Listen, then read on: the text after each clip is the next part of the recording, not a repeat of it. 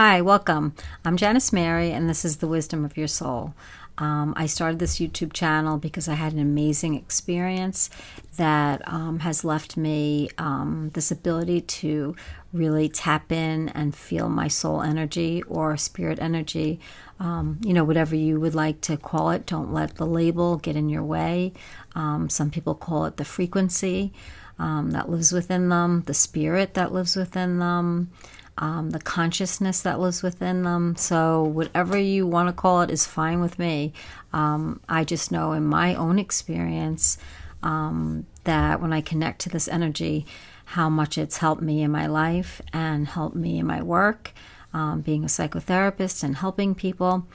It's really added a new dimension to my work. This is my cat Toast. So I love talking about it and trying to share any insights and wisdom that I receive from my soul or my spirit energy.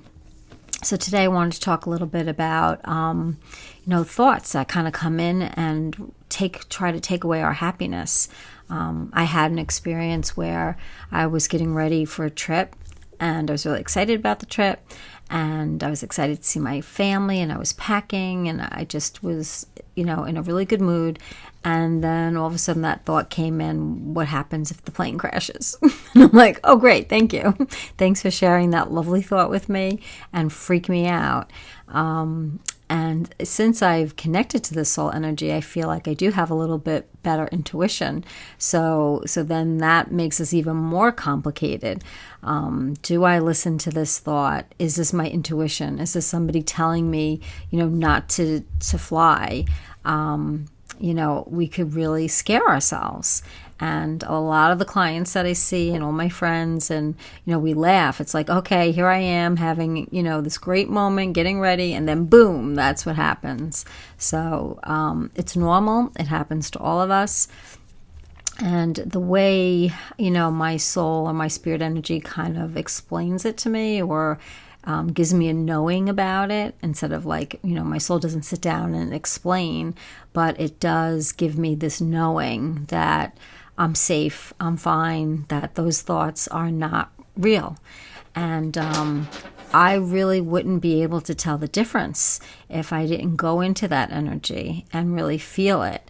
Because once I'm in that energy, I feel safe and I feel like everything's okay. So I know that I can fly and I'll be okay, but it is really, really scary. And, one of my clients was just saying the other day, she goes, it seems like every time I have a good thought, there's a bad one that comes and tries to, sabotage my happiness.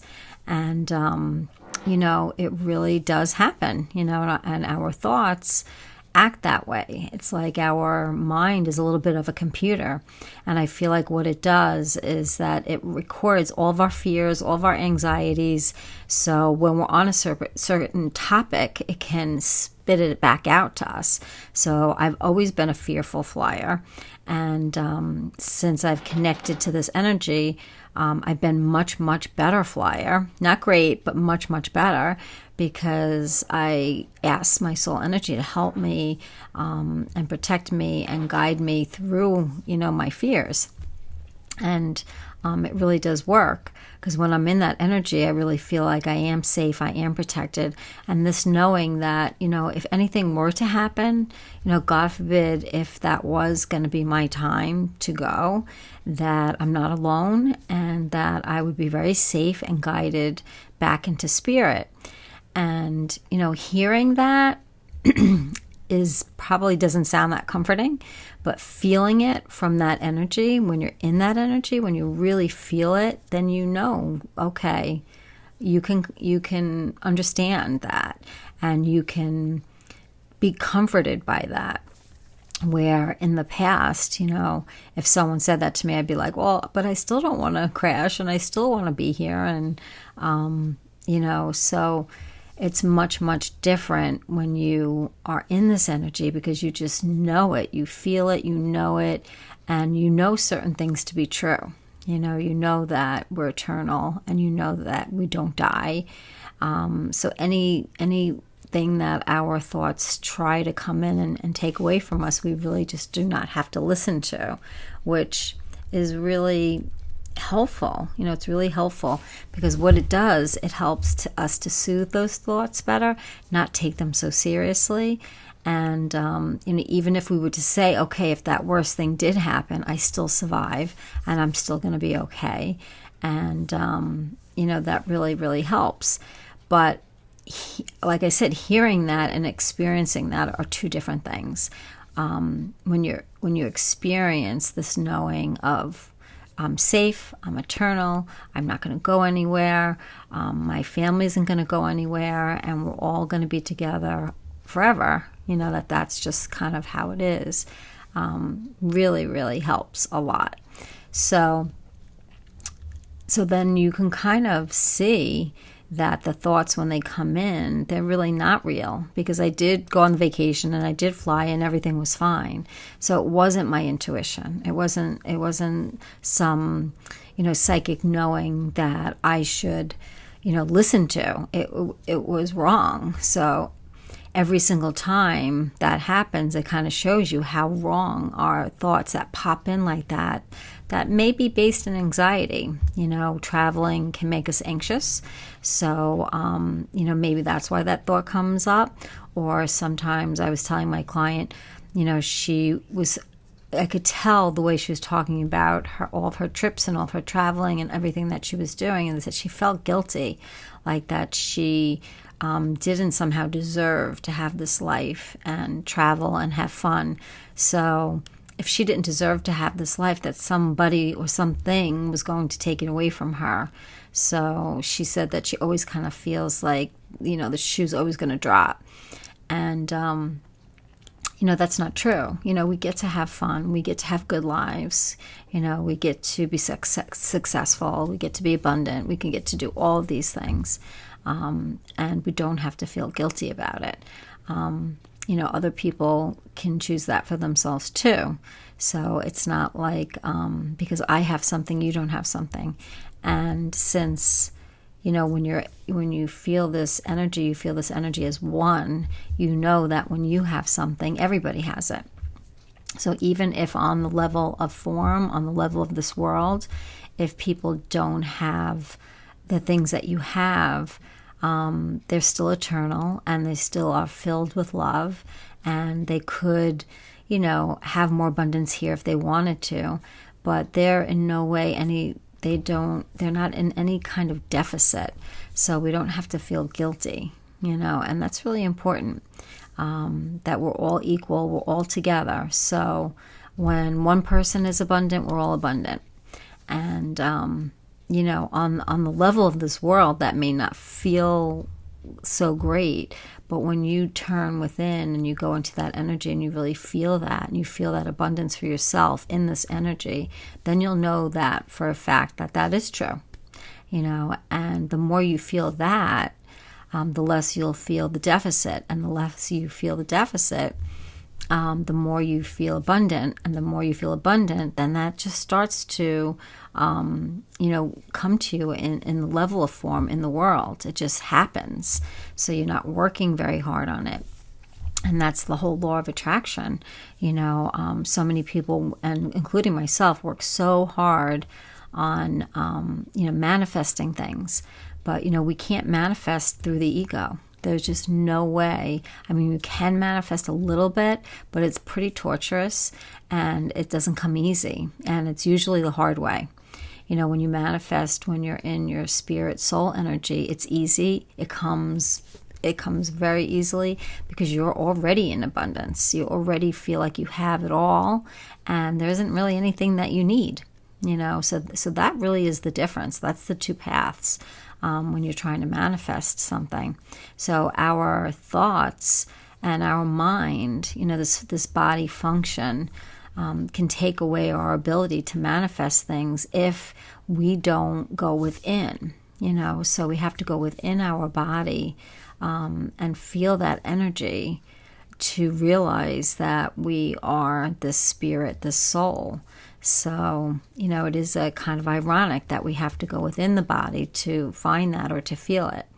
some people, maybe don't have to, but I know that that was my experience, that I went within, and every time I go within and I meditate, I feel this energy, I feel this frequency. And, it started a little bit, and then one day it was just opened up, and now I feel it really, really strongly. And so it's very, very comforting. So I remind myself all the time that when my thoughts are getting the best of me, or when they're not making sense, that I should just sit and go within and be quiet and just listen for answers. And I usually get answers, and they're very different than the answers that I would give myself. I would just continue to stay in the ego and scare myself, and not take trips and not fly anywhere, and not have any fun. So the ego, in its loving protection, like a parent, is trying to keep us so protected in such a controlling way, it can stop us from having fun. And it could affect your life that way. And we don't want it to, So we have to really, really challenge our beliefs and what we're thinking and what we're saying to ourselves.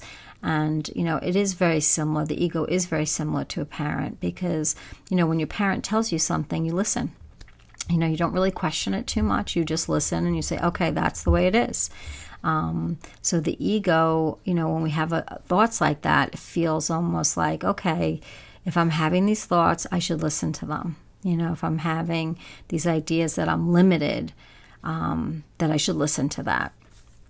And that is not something that we want to do. We do not want to listen to any limiting beliefs at all. And then the scary beliefs really, really get our attention. It's like watching a scary show. We can't help but watch it. So there's a part of us that likes it, and then there's a part of us that hates it. So we have to be really careful about not indulging these thoughts that come in automatically, because that's just your habit. If I've always been hesitant or scared to travel, or if I've had a hard time, having fun in my life, then those are the thoughts that kind of live in my mind and will keep circulating and circulating. And I notice that they are the same thoughts over and over. And then they just get proven wrong all the time. So, and that's the good news. So we have to challenge ourselves to not take these thoughts so seriously.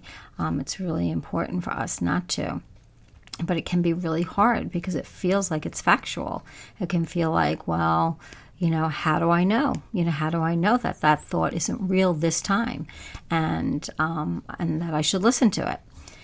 So I was asking, in meditation, when I was in that soul energy, I was asking, well, what if it is an intuition? What if I'm getting an intuitive hit, so to speak? How am I going to know what's intuition and what is the ego? So the minute I said it, the next thing that popped in my mind was the time that my daughter Noelle got. She was born early. She was premature, and she was pretty sick when she was first born. So when she came home, I was very, very freaked out, trying to make sure she was okay. And it was about, maybe she was home like maybe 2 or 3 weeks, and she got sick. And I remember waking up at night and just looking at her, and it was like 3 o'clock in the morning, and I just looked at her and I said, oh my God, something's really wrong. I got to take her to the hospital. And I just started packing her up, and and my husband at the time was like, what are you doing? What are you doing? And I was like, I'm taking her to the hospital. And he's like, why? I'm like, she's really sick and she's got to go to the hospital. And he was like, okay. So he stayed home with my other daughter, who was sound asleep. And I took her to the hospital. And I've never in my life done anything like that before. It would be like, do you think I should take her to the doctor? Do you think I should take her to the hospital? Do you think I should do this? But there was no second guessing it. There was no nothing. I just packed her up and took her. And thank God that I did, because she was stopping breathing every few minutes. She was actually She was having such a hard time breathing. She would actually stop breathing. And the doctor was sitting there with me, and all of a sudden I see him looking at his watch and timing her. And I'm like, what are you doing? And he's like, I'm timing how long she's stopping breathing. And I thought I was going to die. And they just packed her up, and they said, we need to transfer her to Stony Brook, which has a pediatric wing. And so they transferred her there, and she was there for about a week. She had RSV, and it was the most frightening, scary thing ever, but she's fine. But so that was an example of intuition, and that was an example of an intuitive hit, like that I just knew. So, my soul gave me that example as, when something is an intuitive hit, you just don't ever question it. You just do it. There's just something inside of you that will not let you do something if that's not what you're meant to do. So we have to always trust that. We have to trust that if, our intuition is developing, or if our psychic abilities are developing, that when the ego starts talking its scary thoughts, that there's a huge, huge difference. So think back in your own life, think back to a time where you did something that really out of character because you just knew you shouldn't do it, or you knew that you had to take a different road, or there was something telling you to do something else and you just did it. Think back to that. That's really the intuition. And the ego is very different than that. The ego just doesn't talk in the same way. The ego is just like your thoughts. It just comes in. So intuition, is a little bit stronger, and it is much more knowing, and you just usually don't question it. So, the minute my ego starts in and starts saying, oh, you should be scared of this, or, you should be scared of that, or I know that that's not my intuition. I know that that's my ego. So that's a good way that you can tell the difference. And, connecting to your soul, you can ask these questions for yourself. That's why I call this the wisdom of your soul, because it's really your soul energy. But your soul energy is really my soul energy, because we're all connected. So that's really cool. So I could say it's the wisdom of our soul, because it is collective.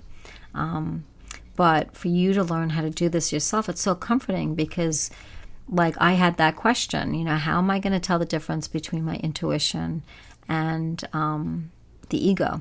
And immediately, that's what was the next thought that came into my mind, was the incident, what happened with Noelle, my daughter, when she was just a little baby. So that was very reassuring to me, because then I knew, oh, okay, so that's what intuition looks like for me. And I knew that those thoughts weren't the same. I was not getting any thought of like not to fly or anything like that. I was just getting my normal, what if the plane crashes? Oh my God, I'm so scared, that kind of thing. And that's very different. So I did not let the ego take away my trip. I did not let the ego take away the fun that I had. And I actually even fell asleep on the plane, which in the past would be completely unheard of for me. So that's how I know that my soul energy has really worked on my mind and has soothed it to a point that my life has really, really changed. And I want that for you. And I want that for all my clients. So I'm always, really, really trying to help them with this. Go within, feel into that soul energy, feel into the frequency that is you. Feel into this consciousness. It's so, so important that we all do this, because in that consciousness, it's just filled with nothing but love and abundance. And when you start to feel that, you'll know who you are, and you'll know that you're always safe and you're never alone. And if, like I said, God forbid, it's our time to leave, we're protected and we're taken out of the body in a very beautiful way. And it's not painful. And, they reassure me that we're all okay, and we all go back to the place where we came from. So I don't know, it reassures me because I know it and I feel it. But for you right now, these might just be words.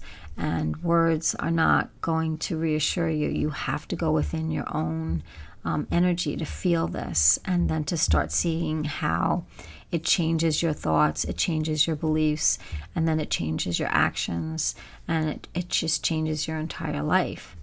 So, but you do have to give yourself some time. Like starting anything new, it's going to take some time.